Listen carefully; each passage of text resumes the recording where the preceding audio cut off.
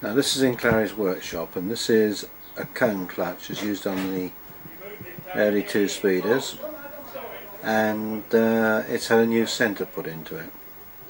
The old centre, which should have this square shaft to fit it, has been worn into a most disastrous shape. And the easiest thing I can do is hold it up for you so you can see just what it's like. Now that's supposed to be a square hole. It's worn into a cross. Absolute disaster, that is. Anyway, that's that one. Now here's the clutch, and you can see it's had a new nice square hole through the middle, and it's machined out, and then on the inside is a special kind of nut that holds it all together. And so this cone clutch is now as good as new, and I'm sure will work for many years to come.